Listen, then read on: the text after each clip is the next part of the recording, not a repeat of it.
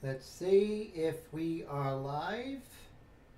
Are we live? It looks like we are, which is very cool.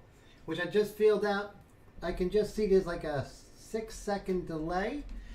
How's everybody doing? Hope everyone's having a great week. Give me a quick shout out. How's the sound? How's the picture? Make sure I don't sound like I'm underwater or I don't look like a silhouette. Just let me know. That would be great. So let's see who's here today. So we have Willie. How you doing, Willie? Good to see you. Patty. Hi, Patty. Always a pleasure. And we have Mr. Steve Leahy here. How you doing, Steve? Good to see you, sir. And we have Mr. Willie. How you doing? And Blue is here. Great to see you, honey. I'm so glad you're here. Total Payne's in the house. Mr. John Payne. Good to see you. And Colette, always a pleasure. Look, you're here. That's great.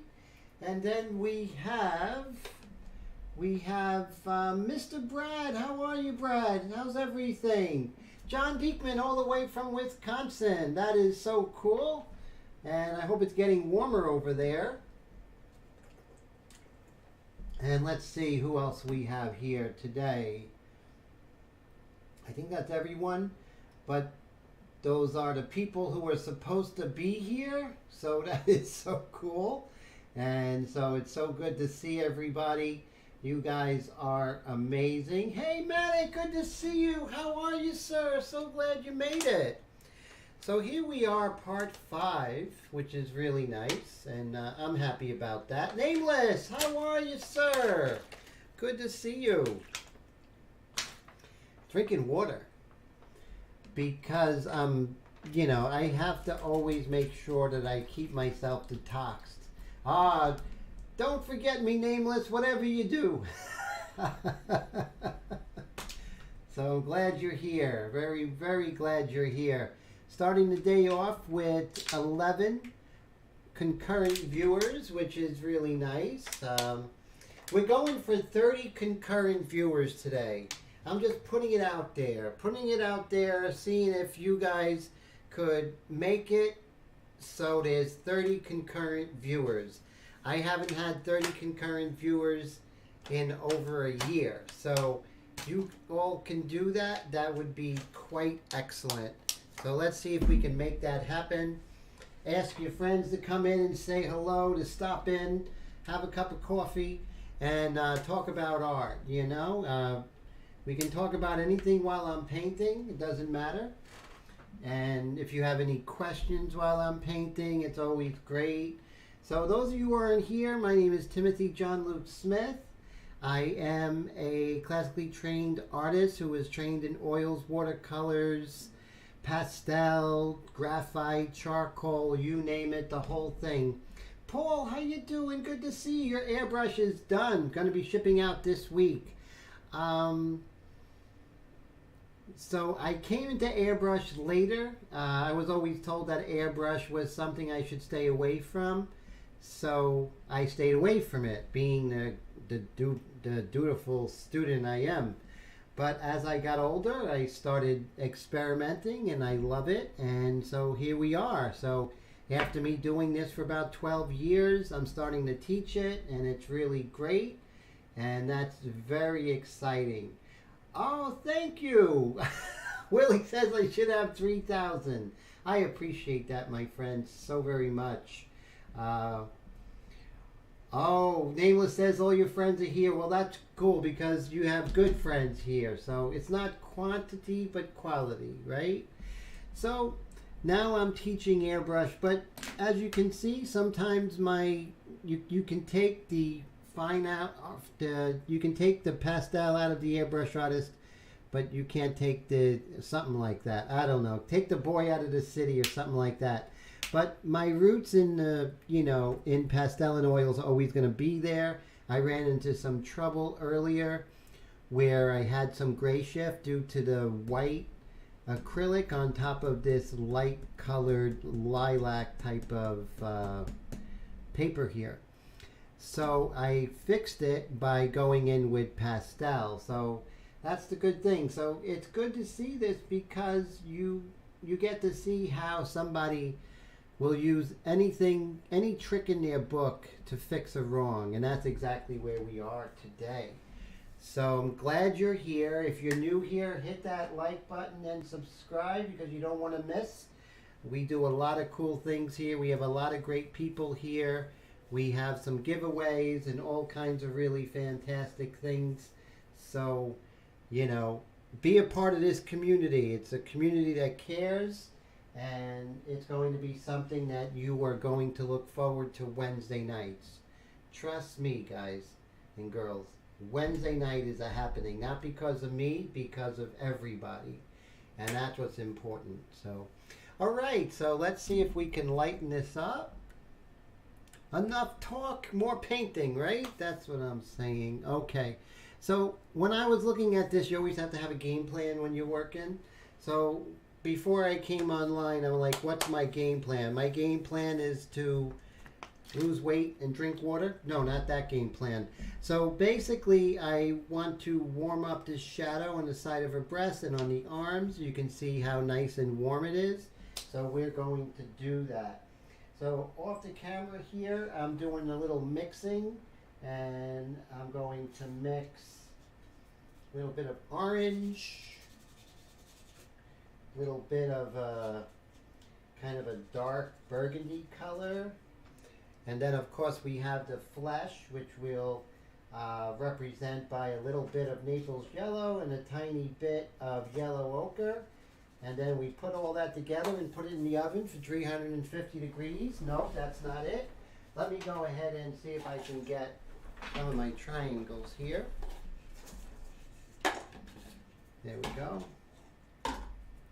And we are going to go ahead and make this orange. So we just go see how I can start to make that orange, an orangey flesh color. And you don't want to hit it, especially like paper like this, which is kind of not really made for pastels. I wasn't planning on this being a pastel painting or having pastel elements.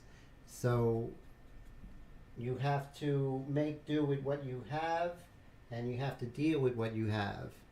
Wishing it's not going to make it so you just have to work with it. So you see how I'm getting this really rich orange color? Because that's the color that I'm seeing. And it adds some nice interest, right? Warmth is always nice on a person. And we're just going to go here. And then we're going to come back in with that dark at the terminator, right? And we're just going to have fun. Remember, 1, 2, 3, move, right? 1, 2, 3, reload. Otherwise, you're just going to move that around, you know? And let's see here. And come over here. 1, 2, 3, move.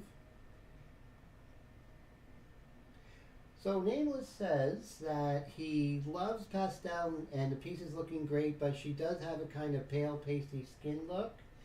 And like a zombie portrait, thinks she could, you know, when the cookie is done, you can taste it. But right now, it's still in the middle of it. So yes, you know, you have to give it time to cook, especially working in color, right? So if I was to worry about, and good question, but if I was to worry about her looking perfect, I would get out of the game plan, right? And I think I was speaking about a football team when they, let's say they're a running team. They run the ball, and it's a very, you know, very slow technique that they use in their offense, and they fall behind in the first quarter and immediately start passing the ball because it doesn't look good for them because they're behind in the score. So basically, I'm saying that to say this is that you have to make sure that you stay with your game plan and don't worry about how it looks. Because the game plan is more important than how it looks. To stick with your original, you know, your original philosophy as you're going. So that's so important. So, you know, I'm really not looking, if I worried about how it was looking, whether I'm working in airbrush, pastel, or what have you, then I'm going to lose sight of the prize. And that's what we have to do. We have to stick with what we are trying to accomplish. And right now we're just trying to accomplish dealing with the light and making sure that she is three-dimensional and sort of getting out of your own way. And it'll make sense. If you watch like a lot of my live streams, a lot of them didn't look like it was coming out, but it did come out at the end. And that's what's important, right? So again, I'm going to stay in this area and I'm going to stay down here. And then I'll worry about warming things up. But so up here, even though everything's on the cool shift, it has a very nice development, right? And so I need to develop this down here. I know that the colors are not exactly as life and vibrant and everything like that, but that comes later. So what I really have to do is try and catch up here. It'll make sense. Trust me, my friend. Trust me. And says here, that is true. The only thing he hates about working with color is you have to go back and forth with the darker and lighter tones. Yeah, there's a give and take, you know. Color is great, but yeah, it does have its added things that aren't like as much. It's just more things to worry about, more things to juggle. And that's what's not good. You know, you don't want to be juggling stuff all the time. So that's why working in black and white's refreshing and really good for students, because you're not juggling things, right? And that's good. So I'm coming in with I'm just going to scumble in a little bit of this flesh color over here. And just sort of bring that in a little bit. I'll worry more about those edges and how they relate to one another in a little bit. And I did have my scissors, and I believe I used them to open a package. So where are they?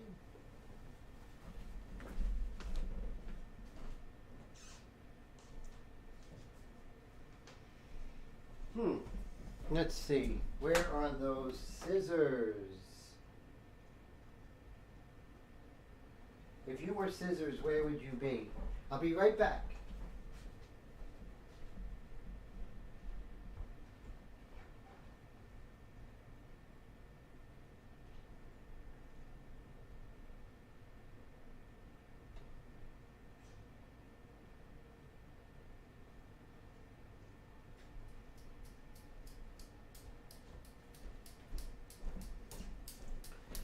Shipping out packages, cutting tape and stuff like that. And it was in the shipping room. So let's go ahead and kind of put in this kind of yellow ochre type of flesh tone here. But you just want to stick with this program. Don't worry how it looks. That's going to take care of itself as long as we stick with the program.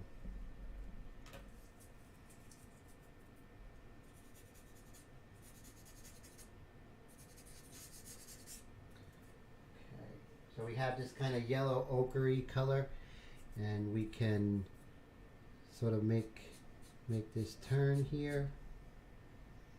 And it's all lots of layers on top of lots of layers, you know? And let's see, just come over here. And you see how we're just bringing that together over here, and then I like looking at where colors echo one another. Now, when you're working in color, you're also working in value, right? So that's why an underpainting is so important, because you can solve a lot of the value problems with an underpainting. So that's always a good thing. So we're just going to continue here a little bit over here.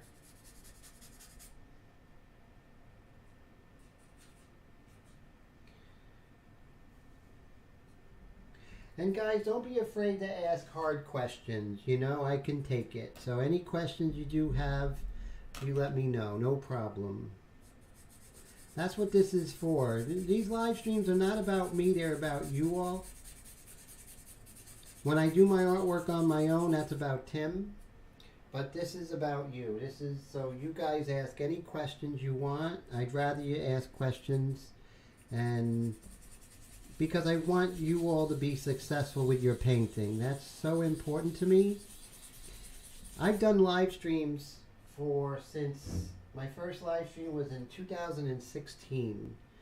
And was it 2016? Yeah, I think it was. First live stream was in 2000. I think January of 2017 was my first live stream. My first YouTube video was an instructional video on pastel, and that was in April of 2008. So it's been a long time coming, you know.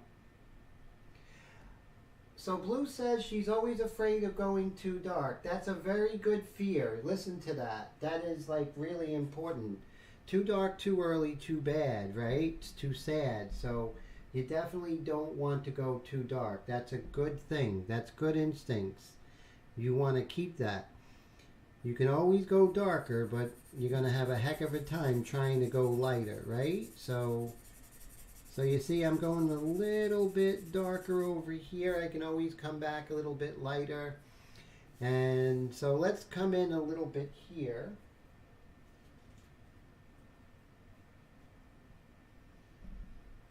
Just pull in, because you see the deltoid a little bit over here. It's a little warm. I'm going to cool this off later, but I just wanted to establish this little bit of deltoid here. And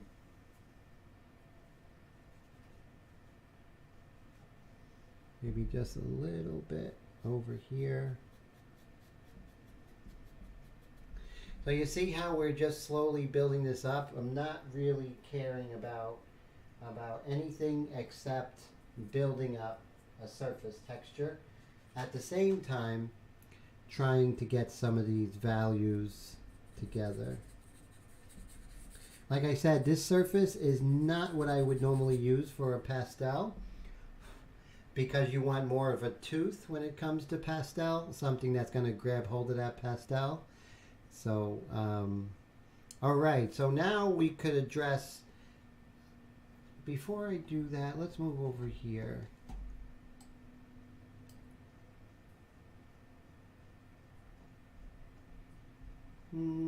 Yeah, maybe we can come in with a little bit of this kind of rich yellow here, and just come over here. Just going to give a little more substance to this skin value here. Even though it's very light, I'm just going to give a little more substance to it. And don't worry, everything's going to make sense. It really will. Doesn't make sense right now, perhaps, but that's okay. You all got to just trust me.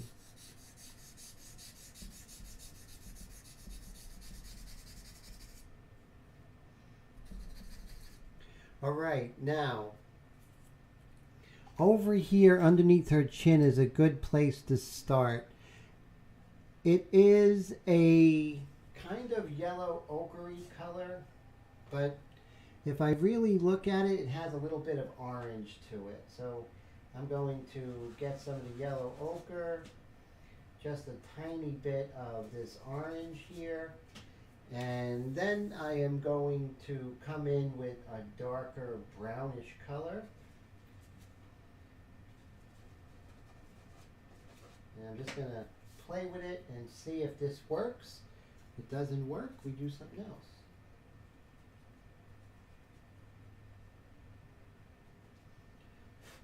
Let's see. Yeah, I kind of like it. Kind of on the money. Let's see. Blue says, what are you blending with? These are little foam stumps, little foam things that you can get at like Hobby Lobby or something. They work great because they blend really nice with the pastel. It's my own technique. And also these triangles are foam core, and I use that as well.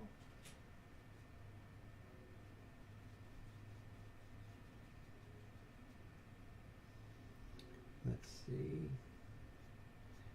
See, that's pretty much what I want. Kind of a nice warm ochre with just a little bit of an orange to it. And now sometimes you might have to adjust the color. That's okay. That's what you want to do. You want to adjust it. So a little bit of the orange, a little bit of yellow ochre, a little bit of like a burnt sienna. And you put that together. And for 350 degrees for about 15 minutes. Then we just come over here. Now the fact that we have an underpainting, you can see we have this really nice value here. It kind of falls right in. And it's nice to have that structure, isn't it? Very nice. And then we can kind of move here. Get rid of some of that dead color that Nameless was referring to. But all in good time. When you're applying this, you want to make sure that you apply it with the whole thing with more pressure, more application, lighter pressure, lighter application. See that? See how that's nice and beautiful? That's a beautiful color. And then right over here, it's a little more orange. Now, hold on to your hats, if you have hats. We're just going to add on a little bit of orange, maybe even more so than the actual photo. And watch this. It's going to put in a little bit of orange. And this is where you want to be more intuitive with color. You're not a slave of the photo, right? So you're going to be a lot more intuitive with color because you can.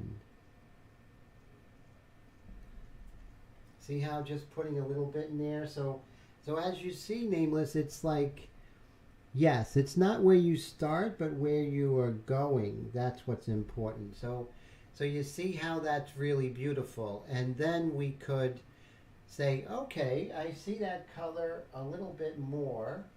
We'll go up the cheek a little bit, right? Let's do that. Let's get myself a good triangle. I find good triangles have three sides. Do you find that those are the best triangles, the three-sided ones? And let's see.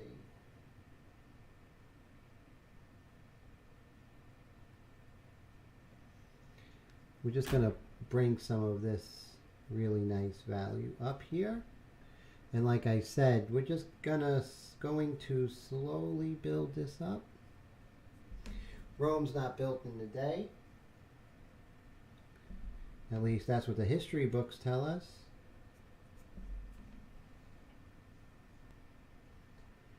So with pastels, you can go both ways in the sense that you can work from dark to light if you so do in the middle part, right? You can see I'm working from dark to light here. And you can also see that I'm really not caring that the colors are totally matched. I'm going to get there. I'm going to be more of somebody who arrives at the color than just trying to placate that color and trying to get it perfect. Color bows to us, not the other way around. We'll add some life here. Look how we can add life to that color.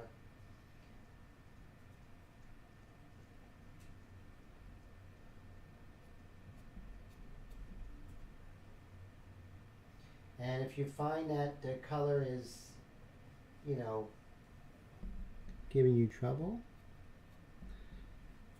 just stick with it. Or you can always come in with your trusty kneaded eraser and you can tap out some of the color you don't want. And you can come at it from another side.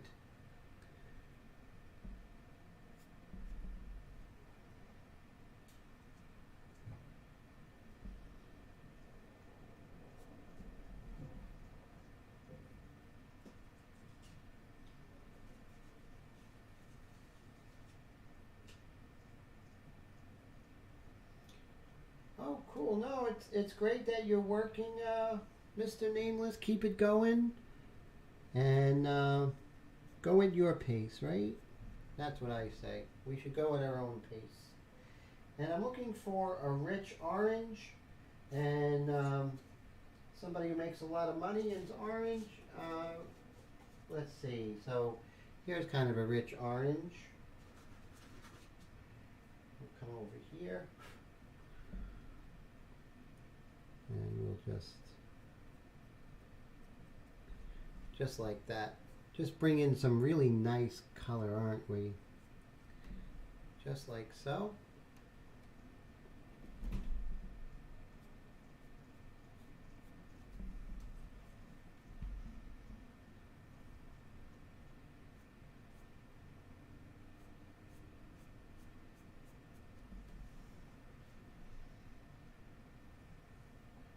We're going to stay in this area. So I do see that there's a really nice rich dark coming in from over here.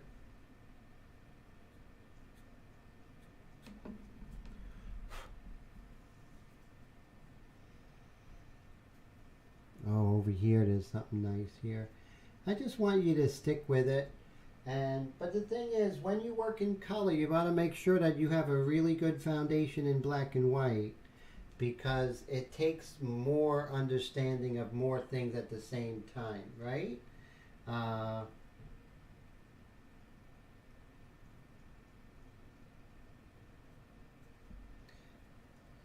going to come in more with that orange.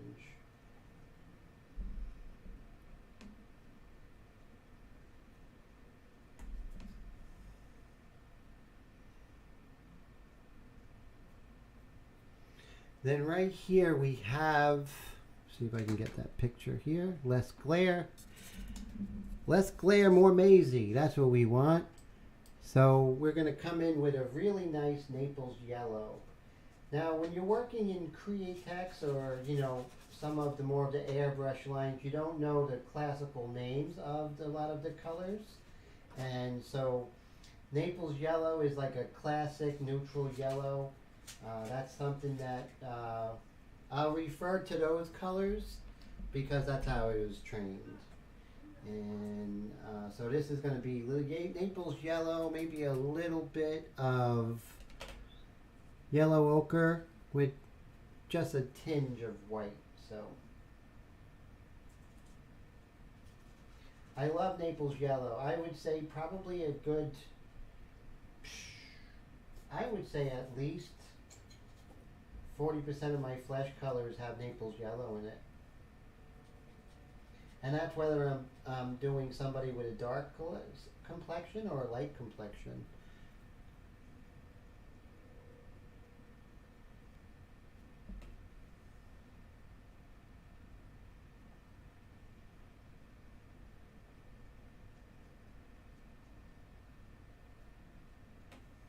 I was trained how to paint by oil painters. So I have a whole different slant on color than, let's say, somebody who was trained as an airbrush artist. I look at color totally different.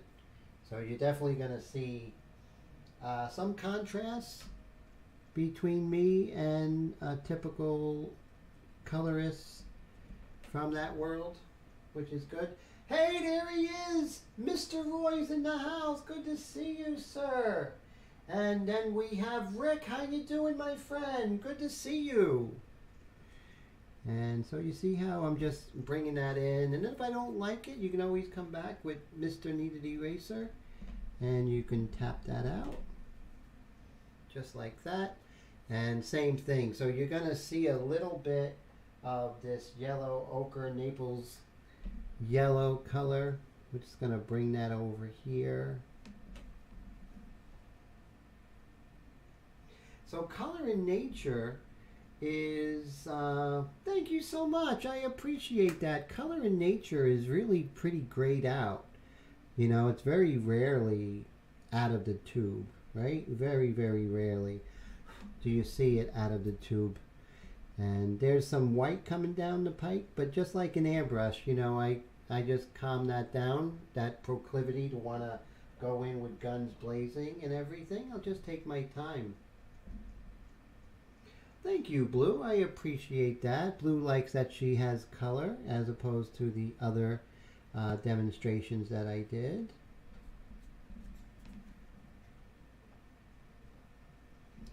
And you'll see that there's some green in here and all kinds of different other colors. And you'll get there. I know you want to go ahead and put those colors in right away, but you have to take your time. And the 1 second rule works still in effect when it comes to color, as it is in the black and white jobs.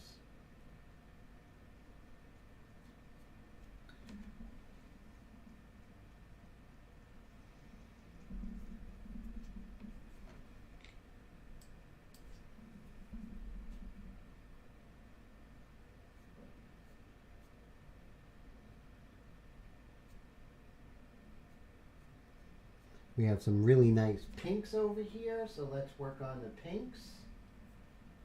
Pink's a fun color to work with. I like it.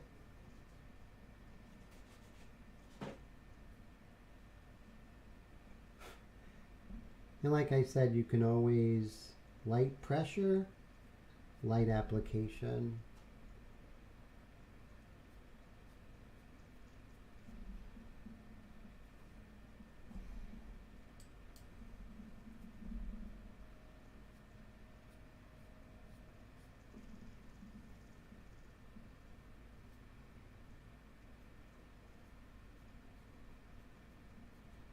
Sometimes when I see color elsewhere, I'll just keep moving around and apply that while I see it.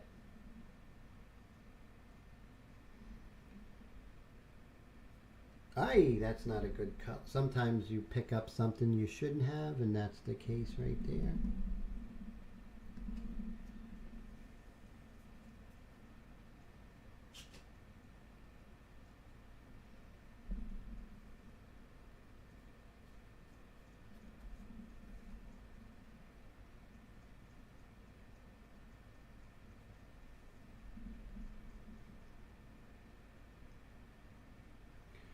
Oils are difficult to work with for the first year. Anyone who's worked in oils for some time, the first year when you're training as an oil painter, the first year is just a mess. You're not going to do anything good in the first year. After that first year, it starts coming together. Just like airbrush, right? You know, you have to get a handle on a very tough medium. And that's exactly what's happening with oils, just like the airbrush.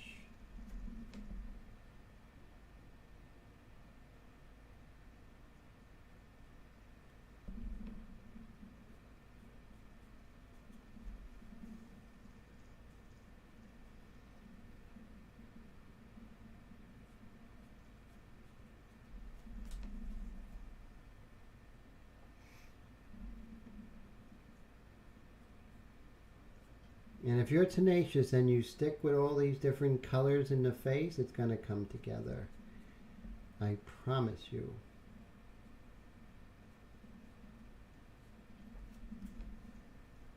Well, that's why you would study with me, because not only will you learn how to use color, but you will also learn the patience and have the guidance of working in color. So we have this really rich color that's over here in the shadow. Remember when we did that underneath the chin? So let's do that over here as well. I think we'll enjoy seeing that.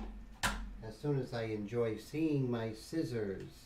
It was just here, right? You guys were here. I was just right there. Where'd it go? Did it fall? Did the cat take it? Where's the scissors? Okay, I'm going to take a poll. Where are the scissors? So invariably it's underneath something or behind something, right? So it is not where my pastels are. Oh, look, it's on the table. Why is it there? I have no idea. It should not have been on the table. Okay. Oh, that rich yellow ochre color. Wasn't that nice, right? Let's see if we could bring that down. Yay, look at that. See how we bring that beautiful, beautiful warm color just sort of spilling down, so luminous.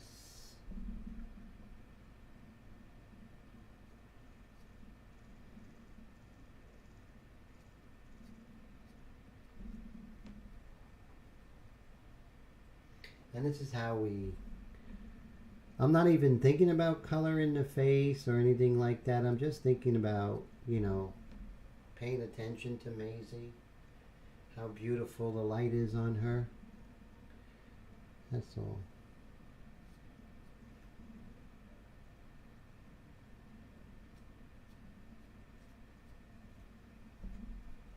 Stick with your game plan, and before you know it, the score will take care of itself.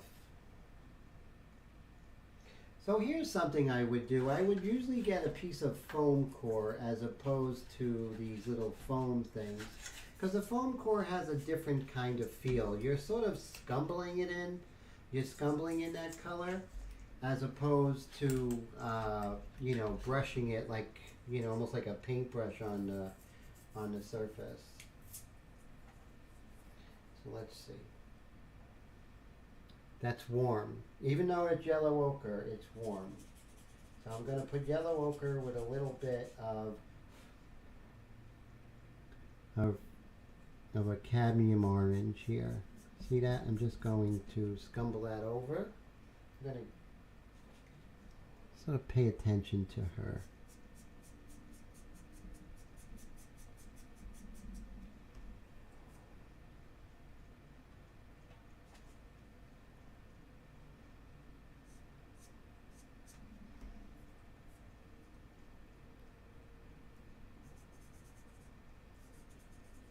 This is sort of just spreading the pastel as opposed to just kind of brushing it on.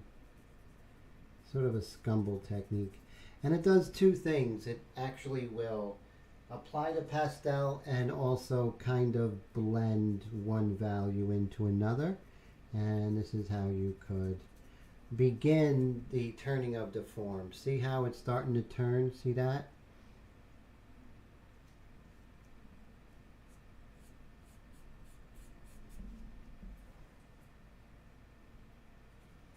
And now I'm going to begin going on the other side of the face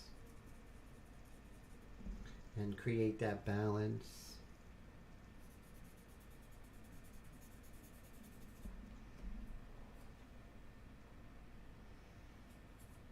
Remember the packing peanuts, right? Packing peanuts are great. They're your friend. A fistful of packing peanuts. I think that was Clint Eastwood. Oh no, that's Fistful of Dollars. So let's see. So I'm going to come over here with my packing peanuts, and I am just going to start doing a little blending here.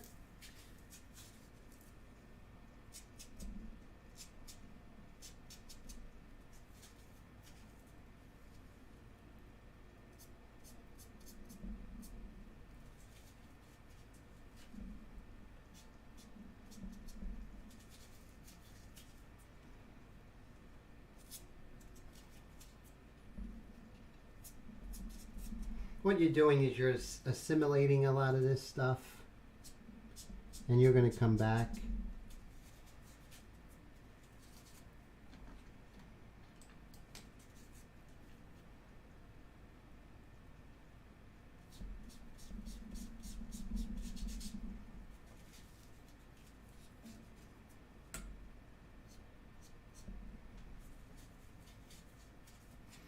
See how when I'm coming in with the packing peanuts, sort of helping me, like, where do I have to go? What are some of the things I have to work on right now?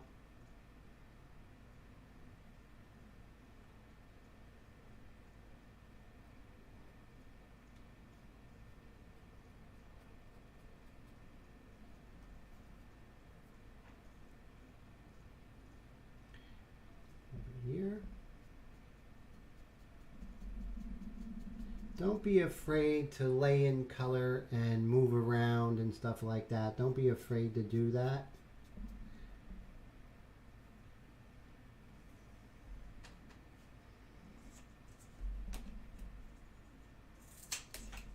Ooh, that one flew away.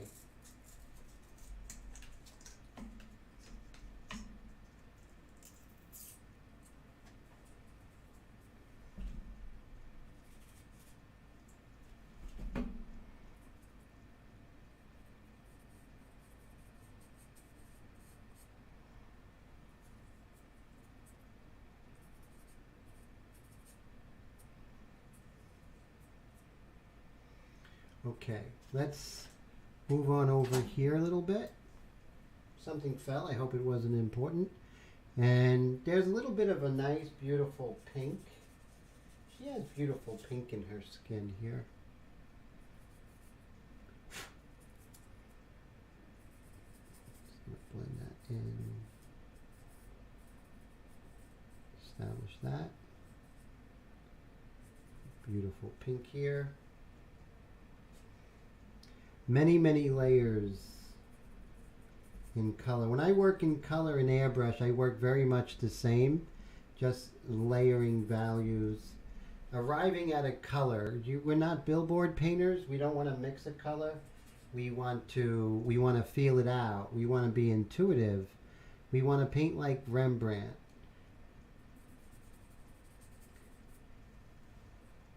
Rembrandt didn't have formulas.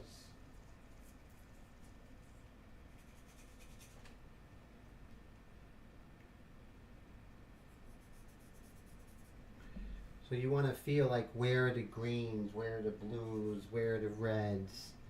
You know, you want to look for color temperature.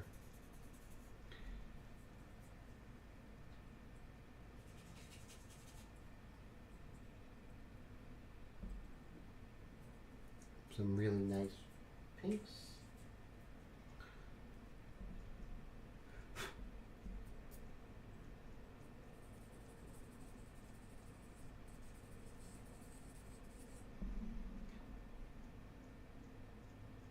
Hey Todd, how's it going?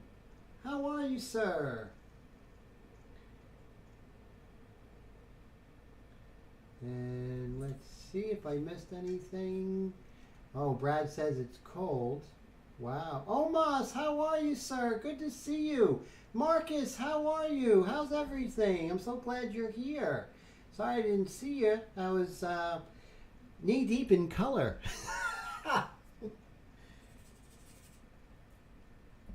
So let's just move around here. Like I said, I wasn't planning on this being a pastel, so the paper is not optimal. So I'm working a little more tentatively than I normally would. But hey, what are you going to do? And let's bring in that really beautiful color we started with. Remember the yellow ochre and a little bit of that brown and that orange? Let's bring that in. Where was I going to bring that in? Maybe right here. Over here. And if you don't see it on your palette, you reload. You know, you come in with your burnt sienna, little bit of your yellow ochre. You put that right next to the orange. 350 degrees for 45 minutes.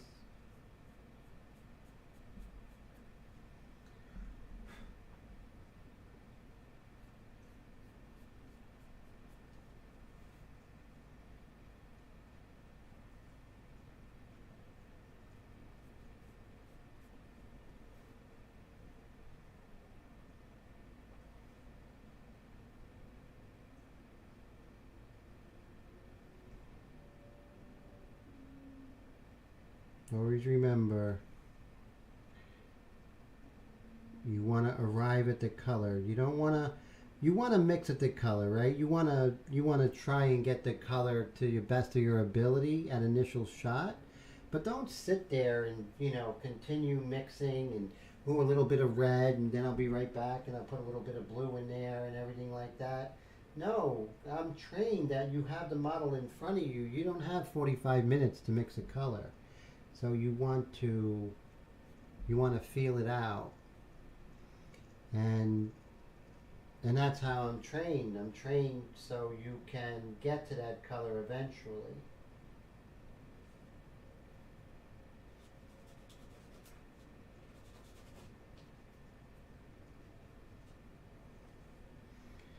Let's see what we got.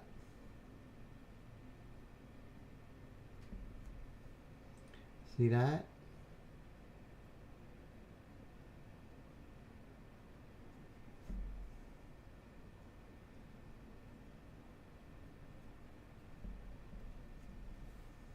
But also, I wouldn't be having such an easy time if I didn't have that beautiful airbrush underpainting.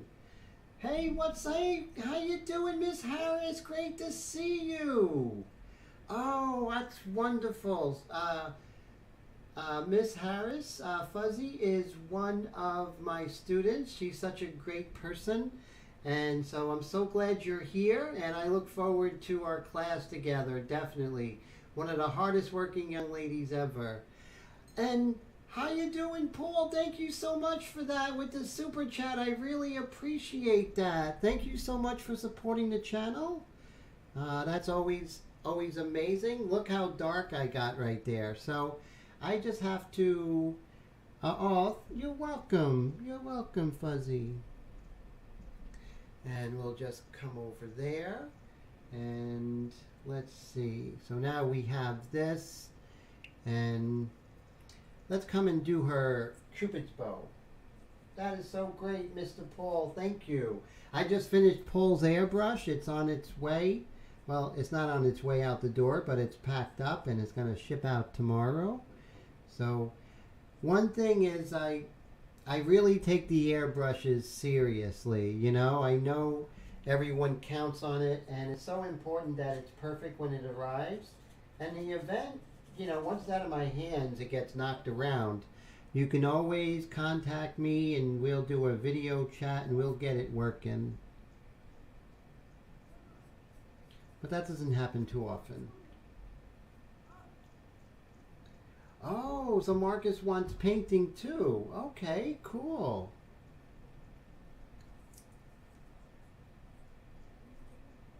And there's some greens in here. So we're going to paint some of those greens in there. See that?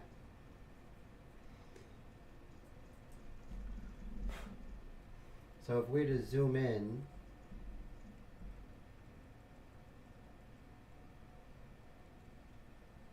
you'll see some of the greens I put in there.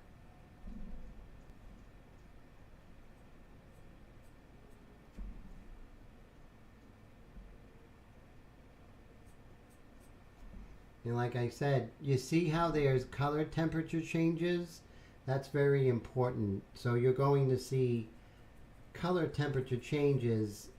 A lot of times people who don't understand color and they paint, everything's orange, and it's not. You're really seeing all these color changes. So as you can see, you see temperature changes where it's towards the yellow, towards the orange, towards the maroon, all those different things. And now that I see it big, I can just go like that.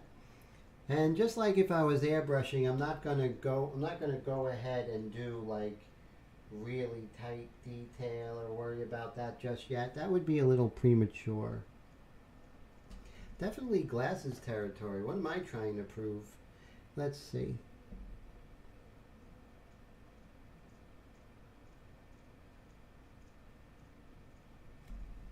Let's put in some of this dark here. Kind of maroony color. Maroony. Just like so.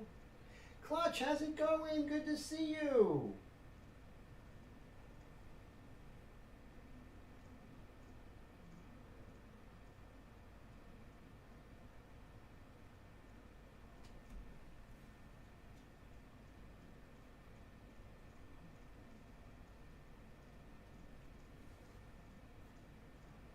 Where else do I see a little bit of a dark?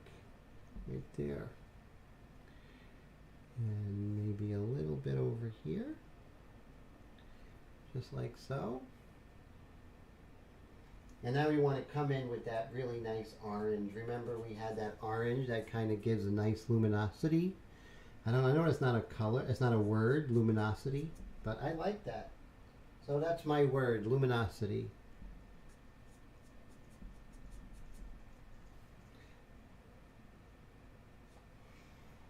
So you see how I'm a little more intuitive when it comes to color?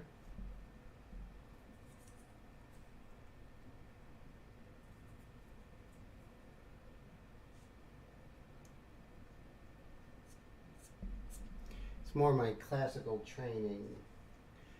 Like I say, I was trained in oils, so when I'm working in color, that's pretty much the route that I go. So you see as I zoom out. And now I'm going to come in and I'm going to add some life to her skin. So I'm going to come in with this sort of local skin tone over here, right? Oh, Marcus is working night shift. Thank you, Mark. And thank you, John. I appreciate that.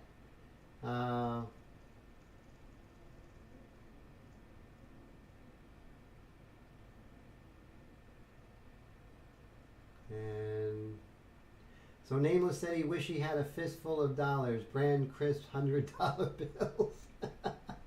That would be good. Be able to get some really cool stuff, right? So let me go ahead and mix that flesh color. And once again, my main flesh color starts with Mr. Naples Yellow, which is very interesting. It's pretty close to this color here. And then Mr. Yellow Ochre is going to make an appearance. Not to mention a little bit of this orangey color. And we'll get a fresh triangle. We'll just cut that.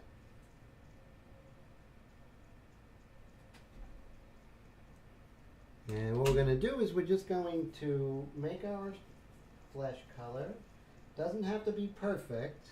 We're not going for perfect. We can always adjust color as we go.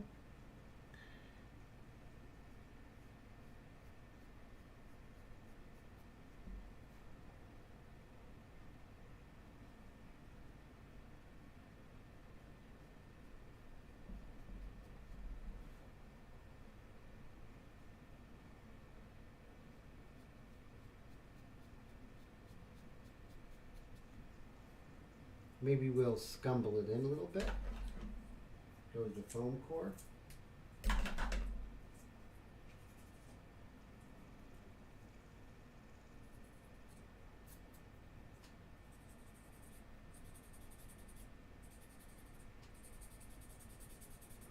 Now someone will say, well, Tim, why'd you go over to white?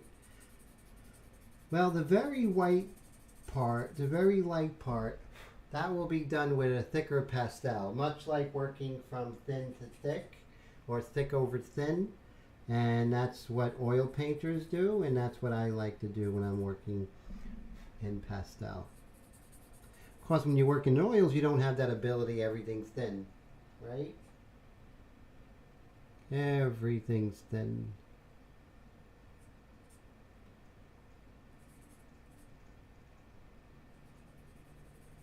I don't know if you noticed, but things are starting to get a surface texture. We are so far over it, but a surface texture is something that you would, when you take my class, I'll let know about surface texture. That's something that I learned over the year. We're not talking about any kind of other texture. It's a different type of texture that you look for, and it's something that if you know to look for it, you can find it and you can get it. So if you take my class, I'll let you know about that.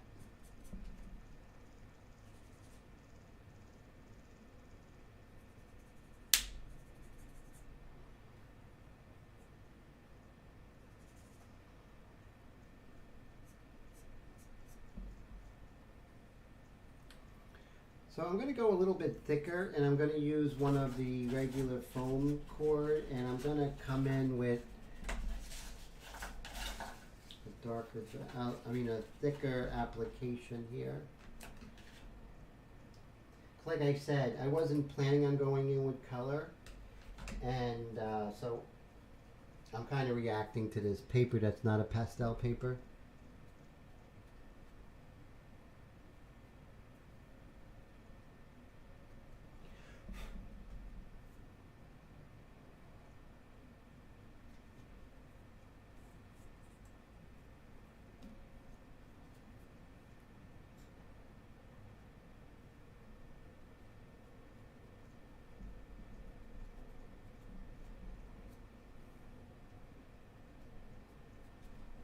So I like moving around a lot, and you'll see I could come down here, kind of hit the light that's kind of sneaking past the chin here and just hitting this area. And it's a green color, but I'm just making a color note, and then I'll go ahead and add some more of the proper color as I go. Let's see. Pastel Illuminati. Pretty cool. Yes, Steve, definitely. Clutch says he loves the group, so friendly. It makes, oh, I'm glad. We're glad you're here. Oh, tell your mom, Fuzzy, I loved her granola. I ate everything. So Fuzzy's mom makes this most amazing granola. Do you happen to have the website that you can put up there? Maybe people can try it. You definitely have my wonderful endorsement with it. I'm telling you, if you like granola, this is the granola to have. It's just amazing, literally. So definitely try it if you like granola. Also, you know who makes something amazing? Mr. John Payne, Total Payne. He makes the most amazing beef jerky, and I can't use beef jerky because, you know, it's bad for my teeth. I don't have strong teeth, but his beef jerky is just wonderful, just amazing. So I have the media mixture in my airbrush, and I want to show you something. We can come back here.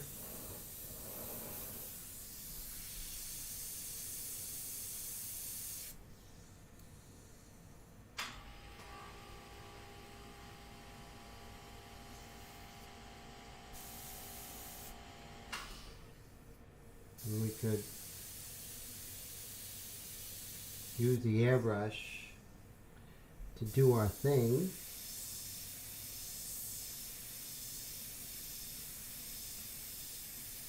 We can darken this dark over here.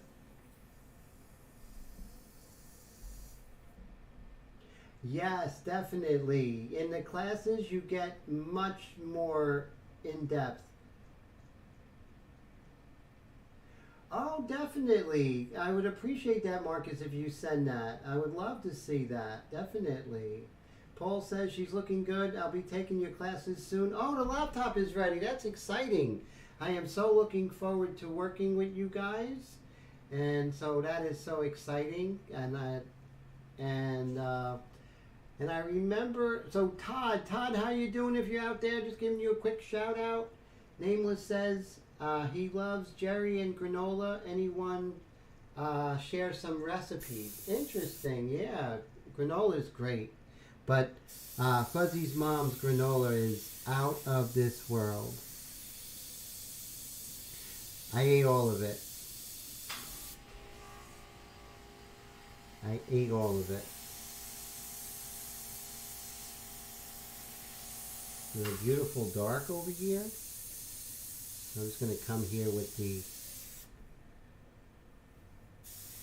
So now you can see I'm working with the sepia with the pastel, and you see they're starting to come together.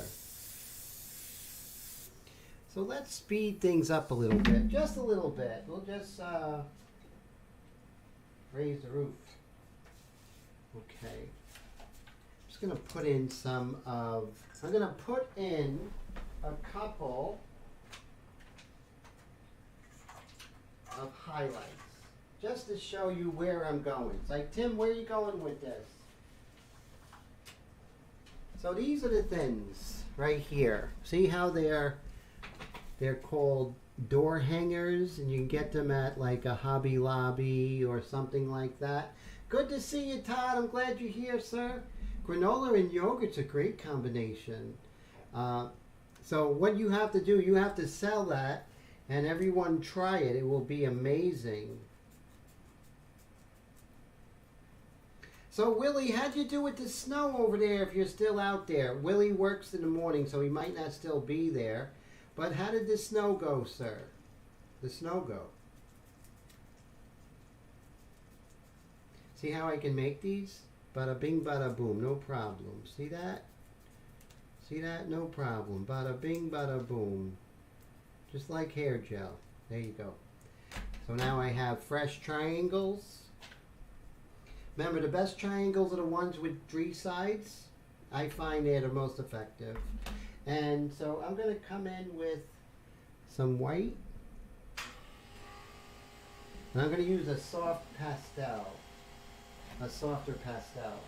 Usually like a Winsor & Newton or something like that.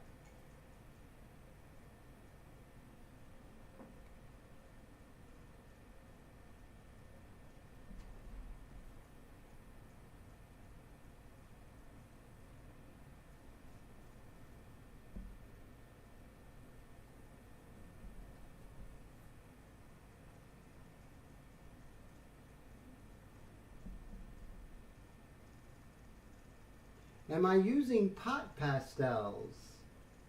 Oh, pan pastels. I would never use pan pastels. That's a horrible company. And one day I'll explain why. But the Jack Richardson company, anything they touch, I will endorse their competitor.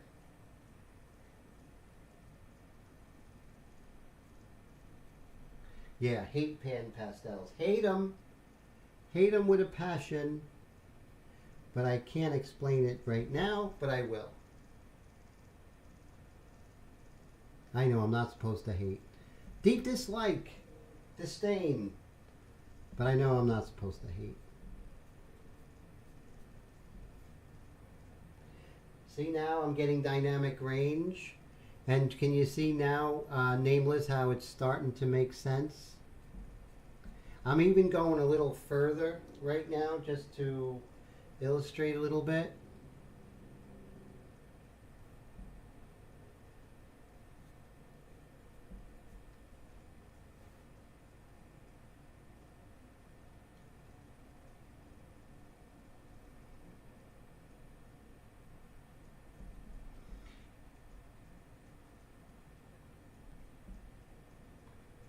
Oh, hey Robert, how you doing? No, my class is alive, you know, and that's great. So it's me and you talking right now.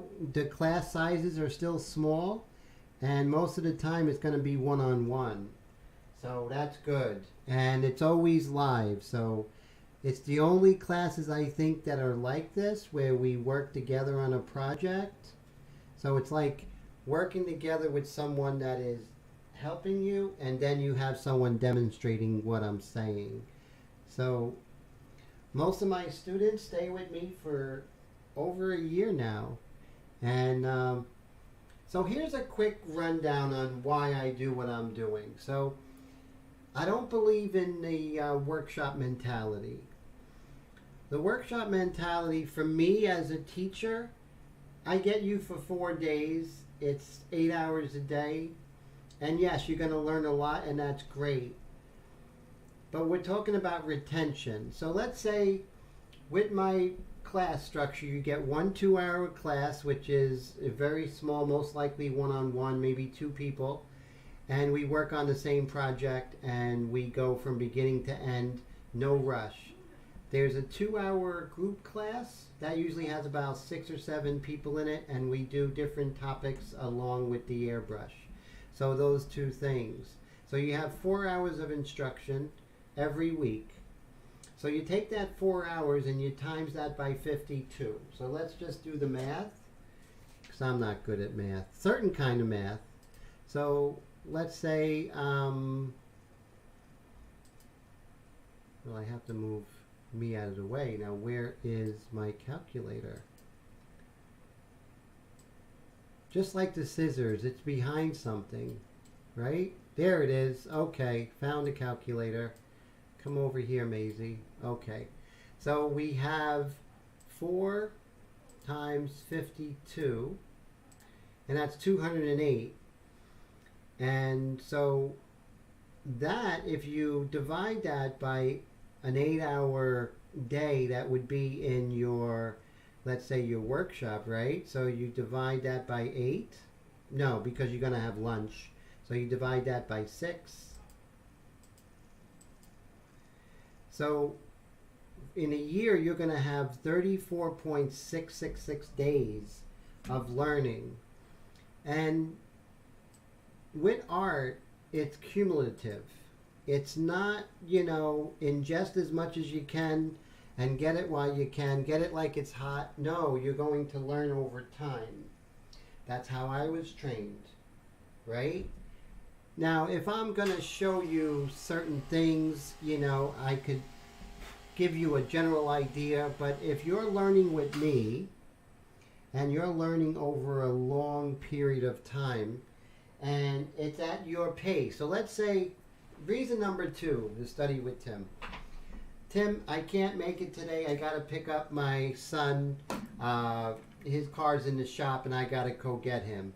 Oh, no problem. So we can't make the Wednesday. Why don't we reschedule for Tuesday afternoon? No problem. Got you covered.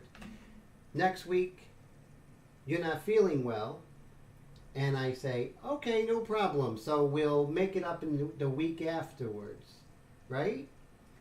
And that is, oh yes, behind the pictures of the cat.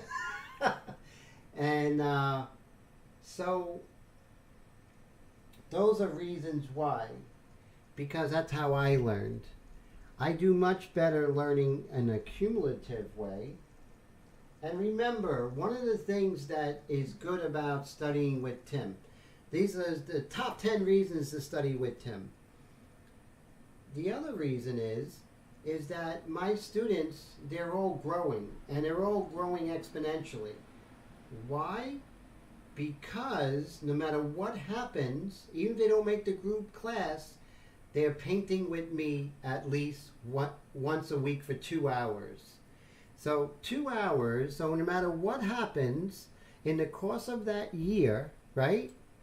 So in the course of a year, my students are going to be 2 hours a week times 52, because we don't miss weeks. 104 times that, and we divide that by 6. That's still 17 workshop days. How many people take workshops, take 17 workshop days? But the thing is, those 17 are in like what? They're like in, what is it? 6 times 4, they're in 24, they're in like big blocks. So there's going to be a lot of distractions. You're not going to always be on your game during that period of time. You come back for lunch, you're kind of sluggish. So those are the reasons why I think my structure is really important. Not for everyone, but if you're somebody who wants to have that continuity, right? So I have some of my students here. So I want you guys, thanks Brad, I want you guys to tell me, is it better that you're working at least 2 hours a week with me every week? And if it is better, how has that helped you while you're studying with me as opposed to before you studied with me? I'm just curious. If you have time to say, because it's good to hear it from my students. And honest. I always say, you know, always be honest. You know, if my classes are not good or whatever, I would always want them to be honest. And so Brad says it's like looking over looking over his shoulder the whole time, and that I think that's a real plus in my, because even though I had like the Harvard University kind of experience growing, you know, with art school and everything, my art teacher only came by twice a week when we were working from the model. And then he would walk around during that class, and maybe he would come by 6 times. So that is a lot less instruction than what I give. And with what I give, more instruction means faster, more accelerated learning. So if we look at my students' growth, I don't care about the paintings that they do with me. The paintings that we do together are about learning. That's all it's about. It's about learning. And it's about retaining the ability to see, the ability to identify colors, the ability to have a workflow. How to start a painting, how to mix colors, what do you mix them in?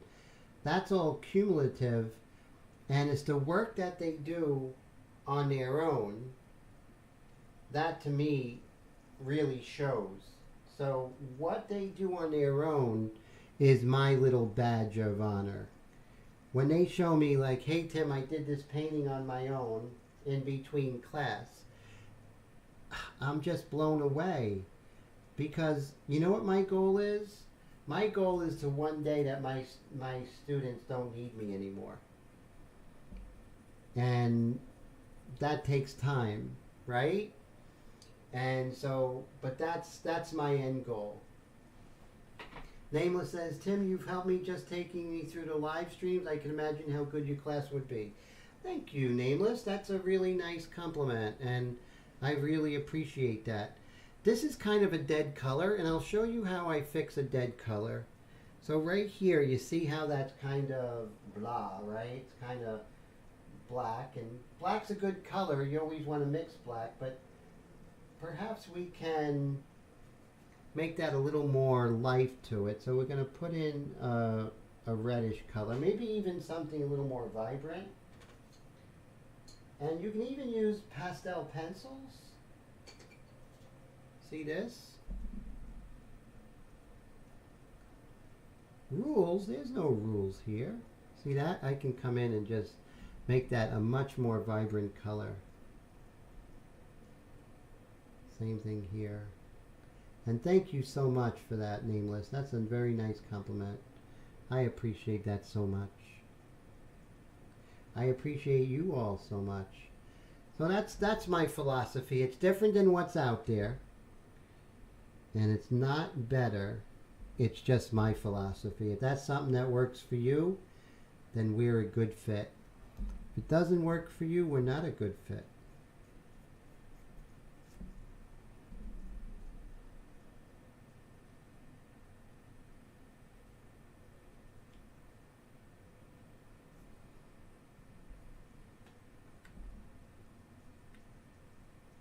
There we go. That's pretty much closer to what we're doing.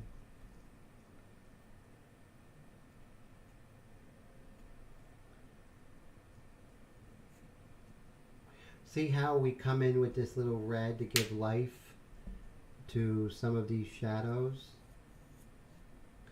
They're not really there all the time. Sometimes it's not. Sometimes I'm just putting it in there because I want more life in the shadows.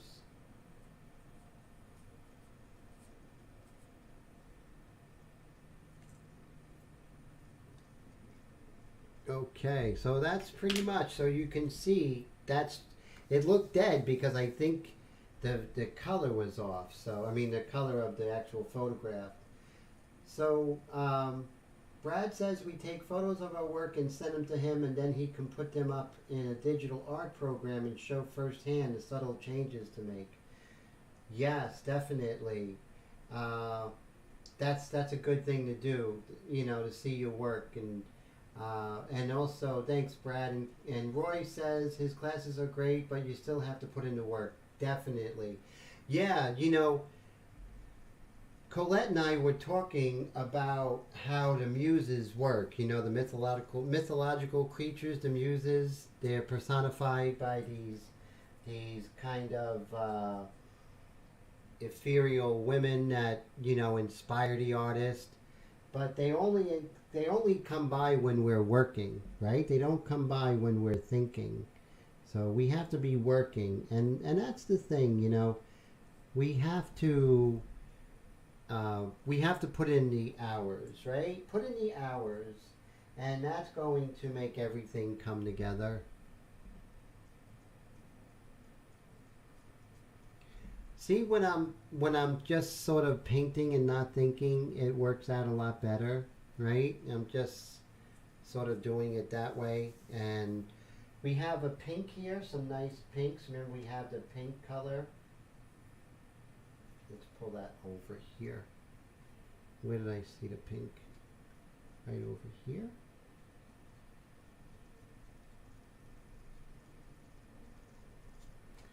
And then we can just rub that in with our packing peanut.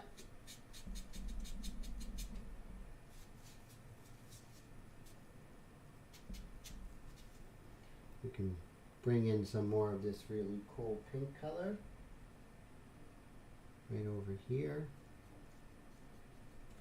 And we can rub that in. So we're starting to get like a nice surface color. And remember, we're fighting what happened with the sepia in the early going. Remember that, everybody? How that kind of drew us when we had that problem with the blue shift there. So that would happen there.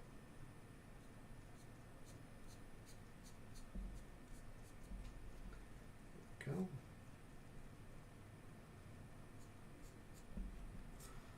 And once again, we are arriving at the color, right? We're not trying to mix the color.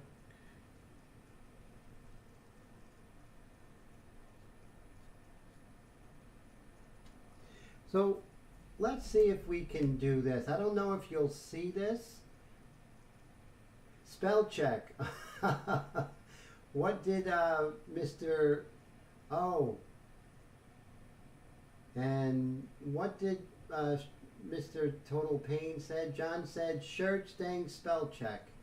So I don't see what you said about shirts. Let's see. Okay. Maybe it's just a tad darker. I'm just going to...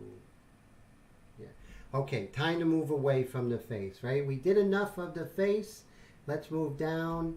Now we have some nice color going on. Let's put some nice color over here. Again, we're going to use that combination of some yellow ochre, a little bit of your friend and mine, Mr. Naples Yellow, this really cool dark brown color. That's the technical term for it. It's cool dark brown color if you are looking to buy that color.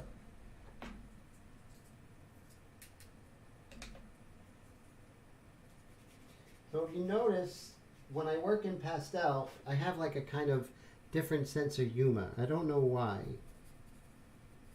Kind of feel different working in pastel.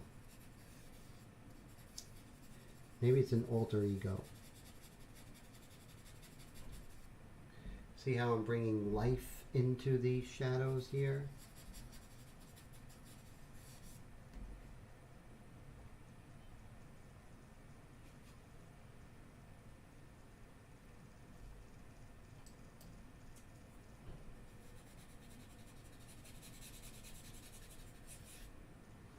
I'm going to come in with some nice flesh colors later.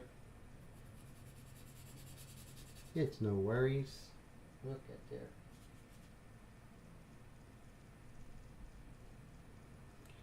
And again, so let's say, look at that. It came out too dark. What do I do? That pretty much solved the problem. I'm going to see if I can bring in a picture. You tell me if you see the picture. Tell me if you don't see the picture.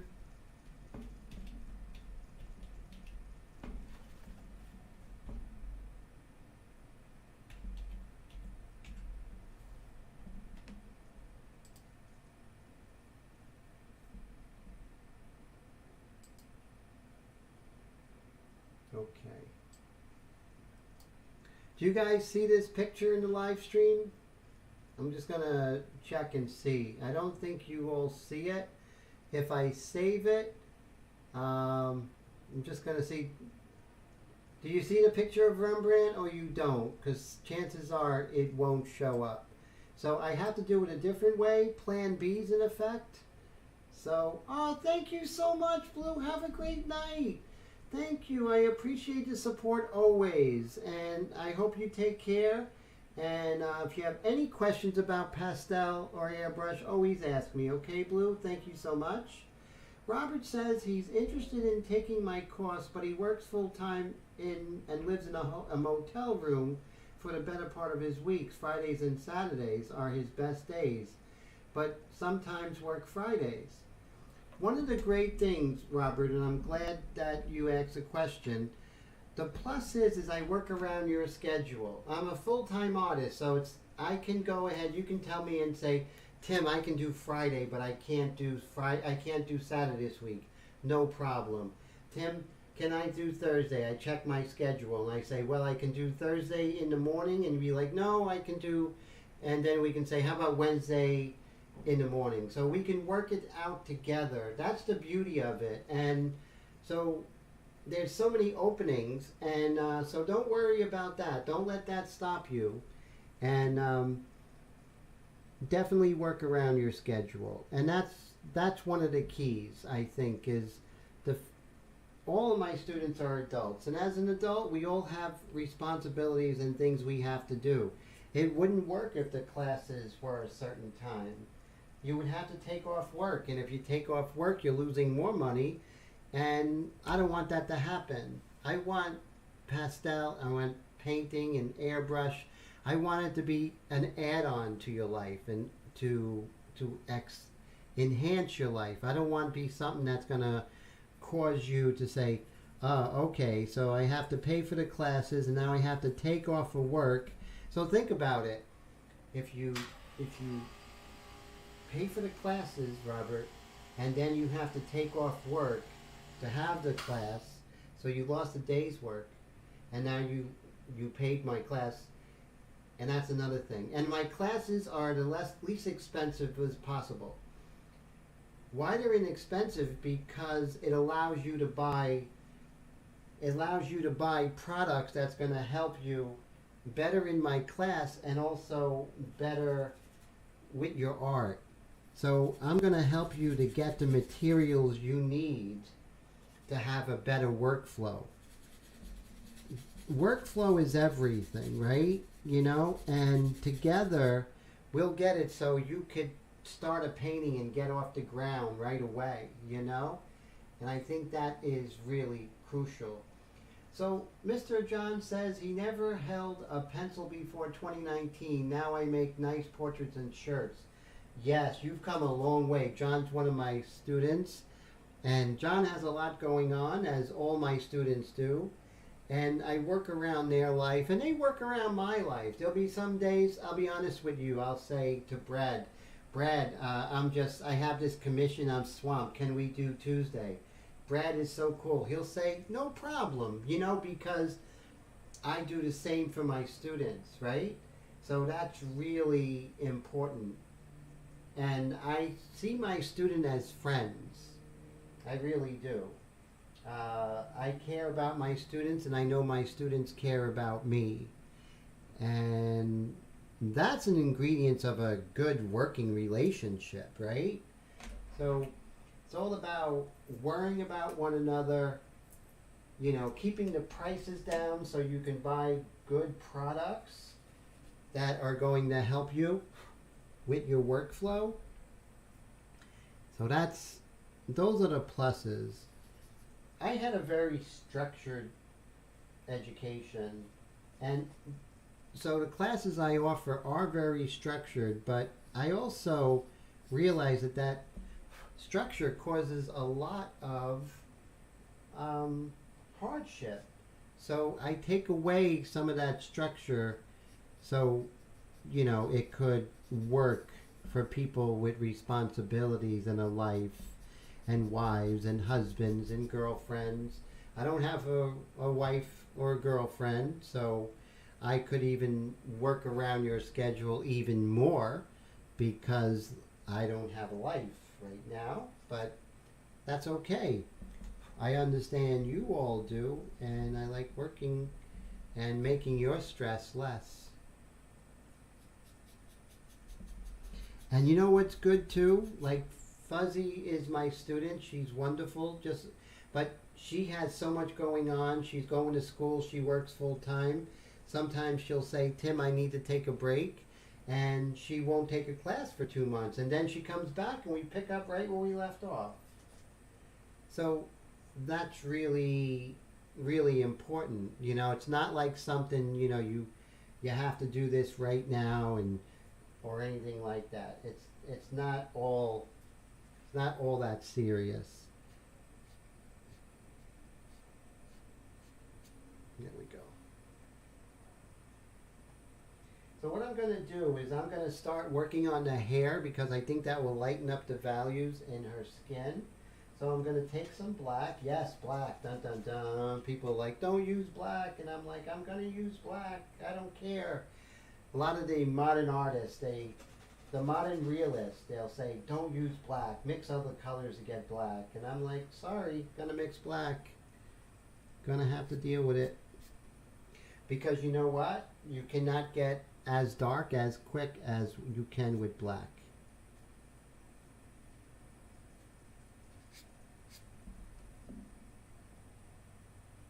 And Monet painted 100 some odd years ago. Actually, yeah, 100 some odd years ago in France.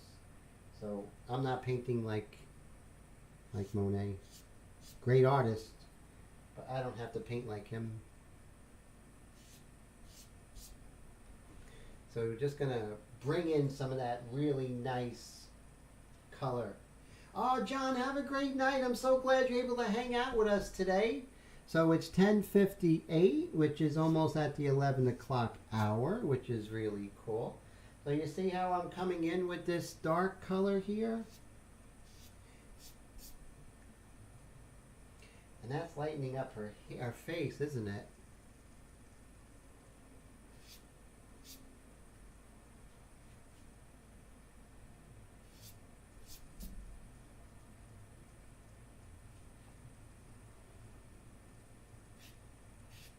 So this is the first time I ever did pastel in the live stream. This project.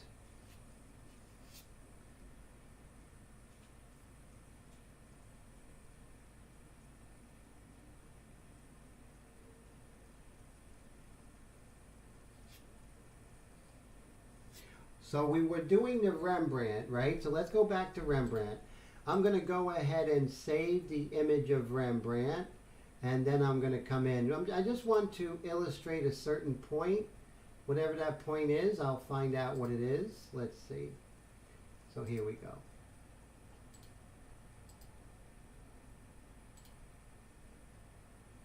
I'm going to save Mr. Rembrandt here. And we're just going to look at it. We'll talk about how different artists use color, right? So let me go ahead and see if I could add on a value here. So if I come here, so I want to add something here. Add new capture source. And I am going to go to an image. And I am going to go to PC. Pictures. It'll just be one moment. Bear with me, guys. Let's see. There we go. It's going to all come together. Pow, there we are. So now we're just going to look at Rembrandt together. And I know you see it. Great. Okay. So here we are. We have Rembrandt, right? Now, do you think that he tried to mix those colors right off the bat, right? No, he definitely didn't. You can tell that when he was painting more intuitively. He was putting down the colors quick because he wanted to get the light, and he actually a lot of times they worked from, let's say, North Light, and you had to work quickly, so he couldn't just wait and get the right color and just paint like that. He would paint and then adjust as he goes, as I am as well. So I'm not trying to get the color right away. Neither was Rembrandt. Rembrandt was just trying to slowly bring things together. A lot like when we work in airbrush and black and white. We're not trying to get that image in a perfect sense from the very beginning. We're just slowly getting there. And that's what you want to do. You want to slowly get there. So, see if I can make Mr. Rembrandt bigger. So he did a lot of self-portraits, especially later in his life. When Rembrandt was younger, in the 1600s in Amsterdam, he was the hottest thing since sliced bread. I mean, literally, all the high society people loved his work. He married into a rich family, and so her name was Saskia, and he was on top of the world. He was in his 20s. All the richest businessmen in Amsterdam wanted him to do their portrait. And then as he got older, he became much more of an artistic portrait painter. He wanted to capture the light. He wanted to do compositions that the rich patrons were not happy with, and things started to sour for him. He had a problem with one of his patrons, and one of his rich patrons actually brought him to court and didn't want to pay the money for the commission. And Rembrandt was making a lot of money, and there was a lot of scandal, so he lost that, and then the commissions dried up. His wife passed away. Before that, his children died, and he basically was unable to hire models anymore. So at the end of his life, he started doing these self-portraits, and he was able to experiment, and he was able to do things using thick paint and, kind of avant-garde lighting situation. Just really amazing. When the aristocracy wanted their portrait done, they didn't want Rembrandt to paint them because he would paint what's behind the eyes. And that's a fascinating thing about Rembrandt. It just shows you that there are so many different ways to do it. And as you grow as a painter, you'll change the way that you paint. It's just a natural progression of things. So that's my little talk on Rembrandt. I hope it was okay. But check out his work if you don't know his work. It's really fantastic. So all that is to say this, is that you want to arrive at the color. You don't want to try and mix that color right off the bat.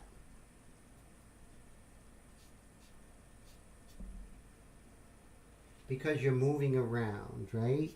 And let's say you mix that color as you see it, but it might change when you see other parts, right? You might see that it looked like it was warm, but after you see these warms of the cheek here, you're like, oh, that wasn't warm at all. So that's why it's good to move around, It's so important. So very, very important. In my classes, I mention and I talk about art history a lot. That's very important. And that's in the group classes. So you'll have your class in the studio with me, and we'll work on For 2 hours we'll work on a project together, and we'll continue each week. We'll meet every week and work on a project together. And then we'll have a group class where I do a lot of things. I'll talk about selling your work, photographing your work. We'll talk about in the group class drawing and the importance of drawing techniques and things, how drawing's going to help your airbrush painting, all those different things. So it really is a well-rounded education in art. And it only works when you're doing it over a period of time, right? It's not going to work if that was a workshop. It just wouldn't work. But it works. Thank you, Steve. I appreciate that, sir. Thank you. I never was a big fan of Rembrandt as I was a young man. As I get older and life, you experience life more, I feel I understand Rembrandt more. Now, what do I mean by that? Life happened to Rembrandt, right? Art Encyclopedia Smith. Thank you, Brad. When life happens to you, you see the world differently. And, when we're young, we like the flash. We like, what's on the outside and stuff like that. But as we get older, we start understanding that there's a lot more that meets the eye. And I think that's what Rembrandt is about. And I think that's why I gravitate him more as I get older. Is that different things are more important to me in time than I was when I was a young man. And it's interesting. So you see a contrast between Johannes Vermeer, who is an amazing artist. One of Steve Leahy's favorite painters, as mine. But he was more interested in the outward beauty of life, right? But he was amazing. And he was pretty much a contemporary of Rembrandt. But he painted in Delft, which is a different city, a smaller city in Amsterdam. But you can see the contrast of the two. Or the other painter, Andy Van Slyke. Not Andy Van Slyke, that's the baseball player. Andy Van Dyck. I think he was one of the Flemish painters that hung out with Peter Paul Rubens. And he was a society portrait painter, but he was the toast of the town when Rembrandt was waning, because he painted, people in their proud stoicism and stuff like that. Rembrandt would not have it. He would find something about you. You didn't know what was there. And so, as I get older, I kind of start looking for what's behind the eyes as opposed to what's on the outside. So when I was young, I didn't care about that as much, and now I care about it. So you'll find that, when you study art history, you can really figure out like where you are. What do you stand for as an artist? And that's going to change with time, right? It's not going to stay the same. That's part of your growth as an artist. Not only your technique, that's a small part, but also your taste and what you stand for and who you are is going to change your subject matter. And that's why I steer my students slowly away from painting photographs that were done by someone else and more finding your own way in what you want to see. So a lot of different, definitely a different road, it's a different path, and if it's right for you, I welcome you with open arms. And if it's not, that's cool. You can still come in my live streams and we can hang out, talk about art, talk about Rembrandt. As Spicoli would say, what's the matter talking about Cuba and having some food? I don't know if anyone got that reference.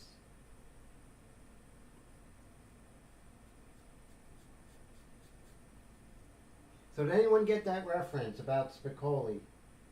Just do I have some food, talk about Cuba.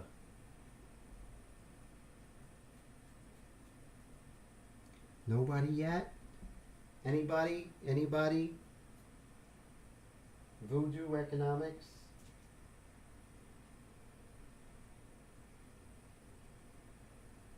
I know you're out there. I hear you breathing. So anyway, so yes, perhaps I'm showing my age with my old references, but that's okay. So I'm just going to continue coming over here. So you see how as I darken it, it sort of creates. Now, let's put some life in her lips. Women like when they have life in their lips. That's the whole lipstick thing, right?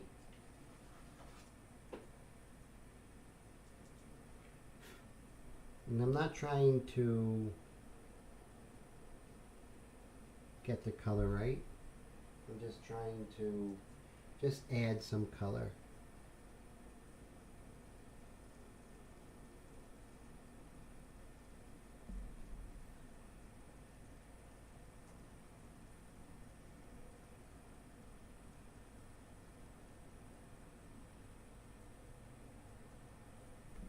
Then we can come here, shape it.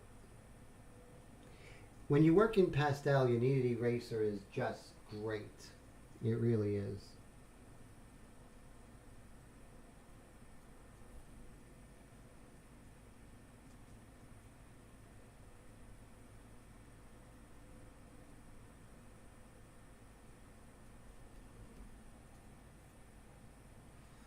We can always kill the saturation later, can't we? See how we just glazed that color over there? So now we're going to look at that color. We'll look at it and we can see where we went wrong and what we can fix. And that's a little too powerful, right? Definitely. Let's go ahead and get our kneaded eraser, and we're just going to, well, first we'll just blend this in.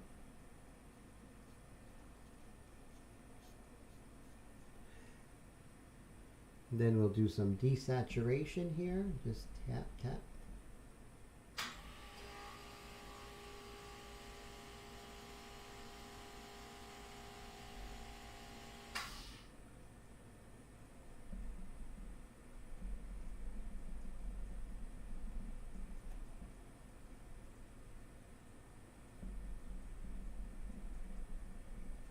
Go. See how we can calm that down.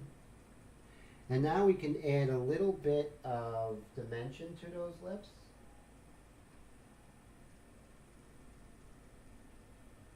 Right here, it's a little darker. 1 second rule still in effect. 1 second rule doesn't go away because we're working in color.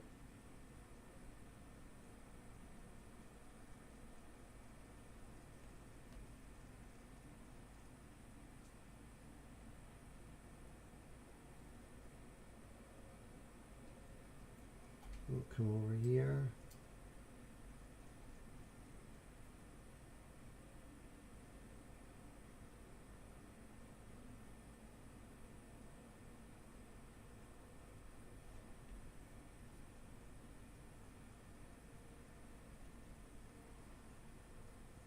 And then we have a lighter purple over here, and we can go ahead and work that. Let's work it.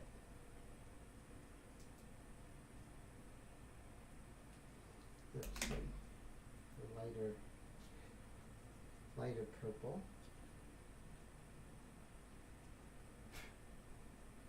See how this works.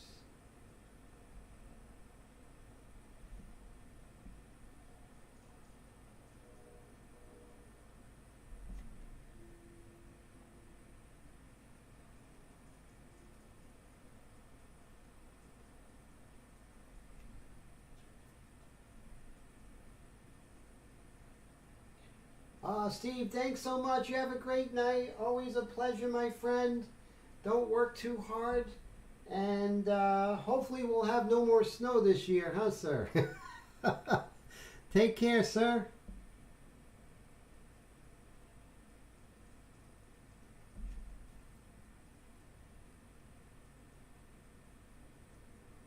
And let me come in and put this little pink here.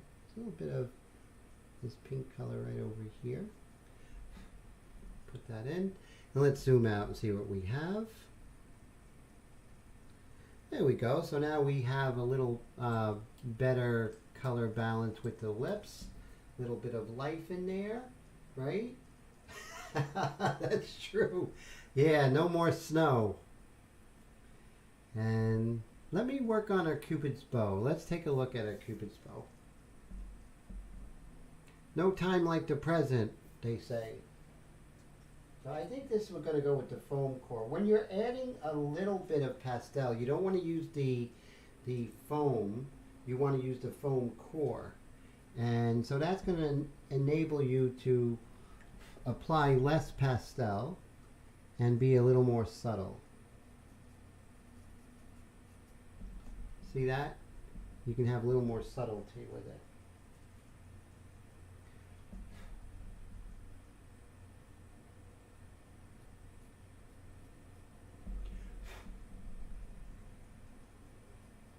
A little bit of yellow ochre here.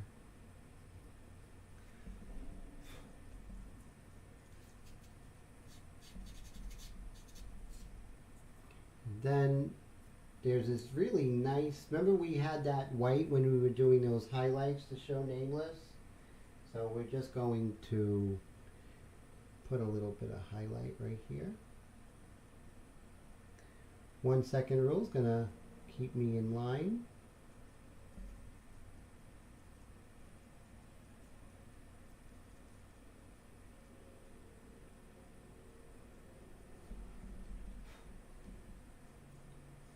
A little more powerful than what I have, so let's up that game with the white a little bit. Actually, why don't we use a white pastel pencil, see if it works.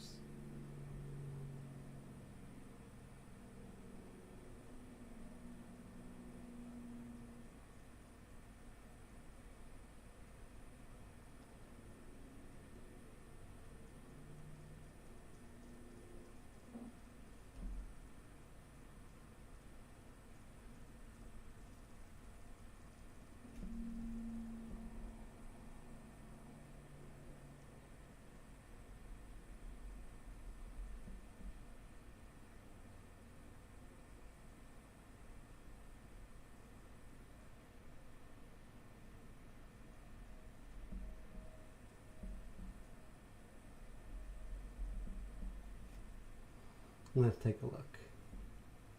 Okay, here we go. And put a little more life in here. This is a little dingy. Okay, now let's see if we can put some life in the whites of those eyes. Now the eyes are more of a teal color with white. We're gonna add that. Let's see how this goes.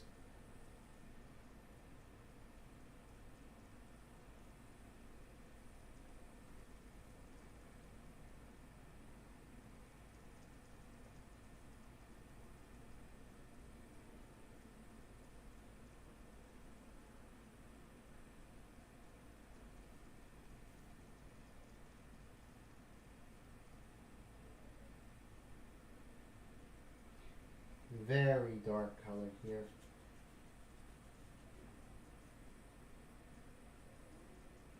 Deceivingly dark.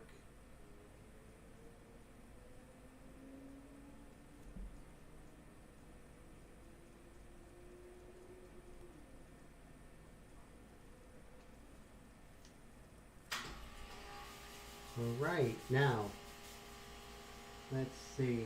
Thanks, Brad. Brad says she's coming together. I appreciate that, sir. Little by little we'll get there, right? Little by little. Let's start working on the hair a little bit. Be a little more wide sweeping with the hair. And that's kind of like a brownish gray, I would say. So we would go to our gray. We would take some brown and some white.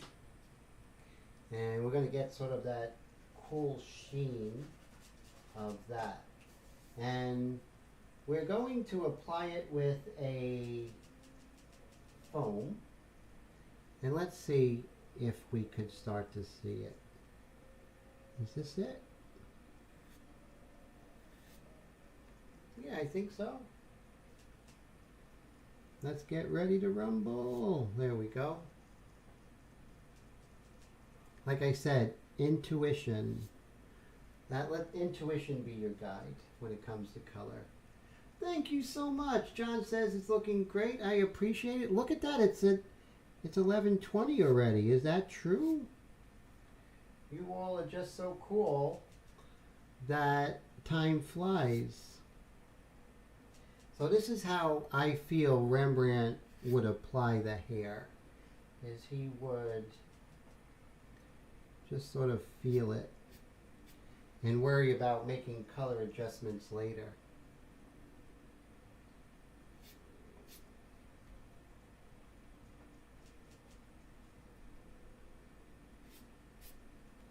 And then I'll reload, of course, and put in the gray, put in our brown, put in our white, reload, and just sort of go ahead and put it down.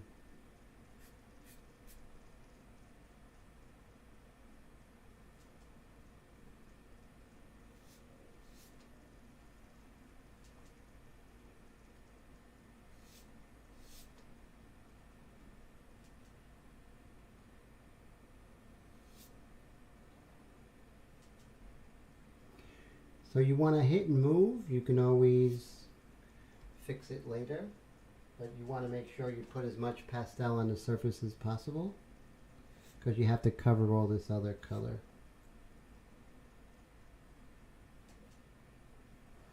And just trust the process, everybody.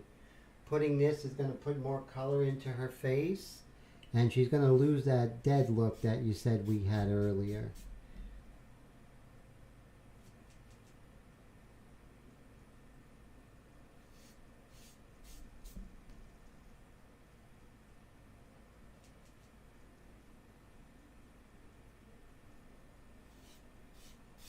So once we go ahead and put in this other color, then we could shape this light more.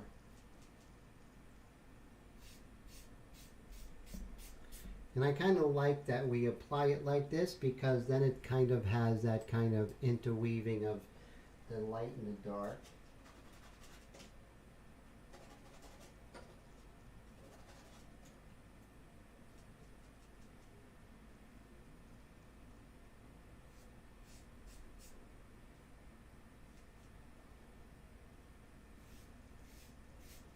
And you just take your time.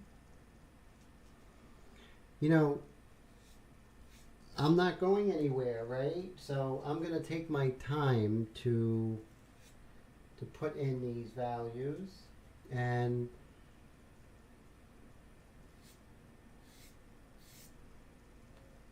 you see how you wouldn't think that gray color on a young girl would work because she doesn't have gray hair. But it is gray because it takes on the light. It takes on the color of the light because the hair is reflecting the light. So if the light's in, hey Sam, how you doing? Good to see you. Thank you, sir. I appreciate that. Nameless subscriber says no, the clock is lying to you. Thank you, sir. I appreciate it. I appreciate you. And so when you're working in my method, it's not like you're just taking pastels and putting them on there, right? We're doing something different. We're sort of loading the palette. My method is called the Pastel Palette, and that's my own method. And I used to have the book online. It's not anymore. And I will be putting it back online or maybe even printing it out.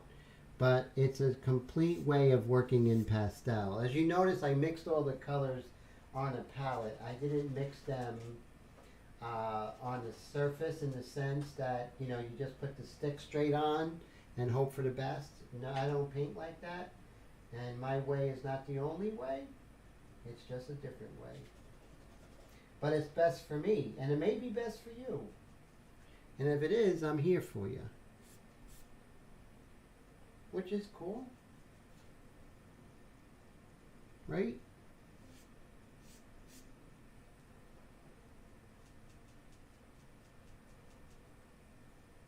I really love that the way that the different colored grays are actually working together here.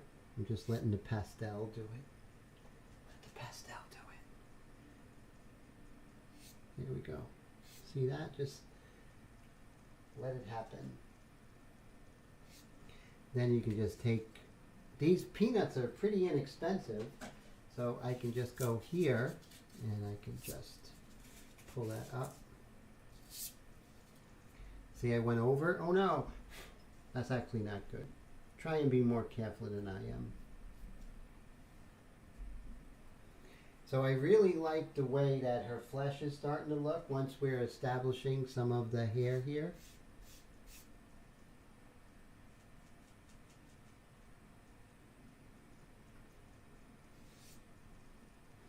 And you know what? Just like everything else, we're going to stick with this, and I'm not going to work on it off camera. Because if you're working on it off camera, you're not going to learn.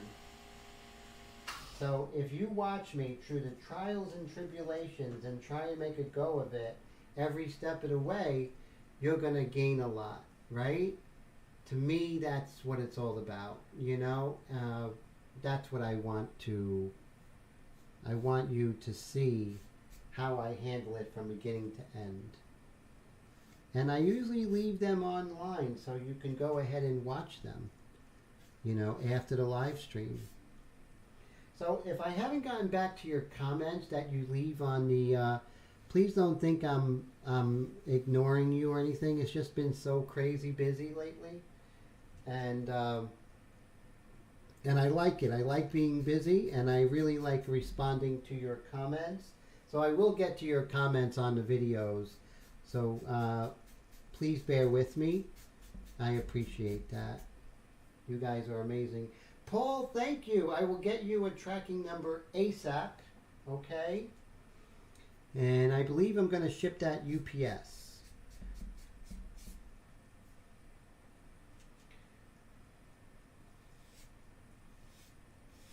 And thank you so much for the super chat, Paul.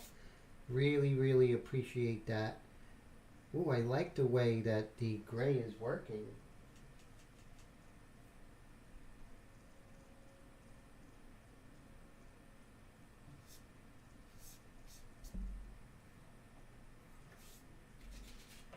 So it's kind of into mixing right now, and I don't want to go ahead and mess things up by, you know, fixing it. I want that interplay of the gray and the dark that we put in.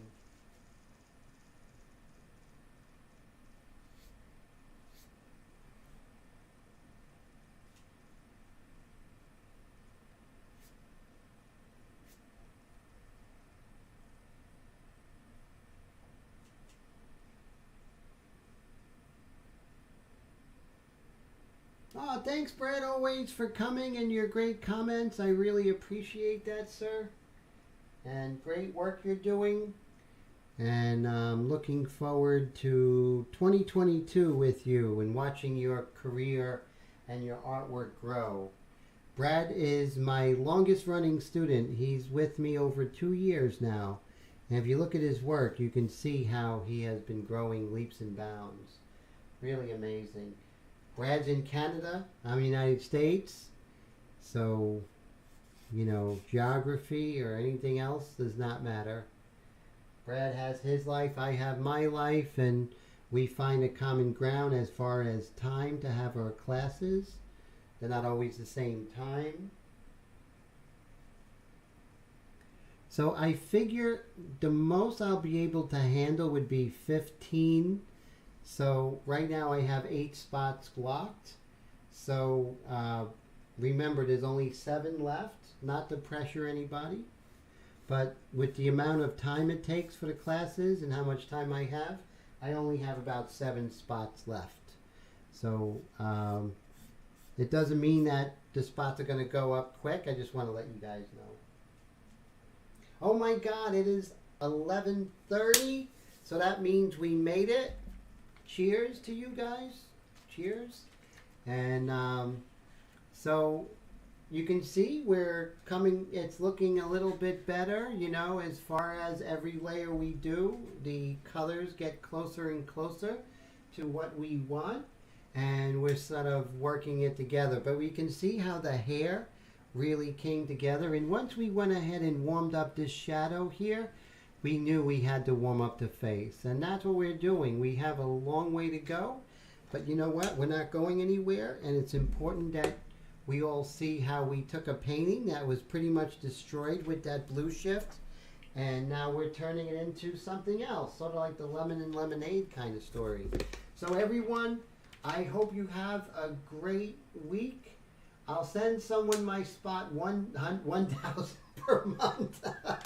Hey, that's pretty cool. It's like subletting an apartment, right? Take care, everybody. And I just want to thank Honey Blue for her super chat, and thank you, Paul. You guys are both fantastic. Yeah, so Nameless, thank you so much always for your great comments and everything. Really appreciate it. Paul, Nameless, Colette, John Diekman, Roy, and we have our international friends, Omas, and of course Robert. Great to talk to you. Let me know. Email me at paintedglyphs@gmail.com. You can go to inkflingers.com and contact me from there. Fuzzy, great to see you. Tell your mom I love her her granola. Todd, good to see you. Everybody, you're just great. Thanks, Rick. And Mr. Willie, always a pleasure. Manic, good to see you.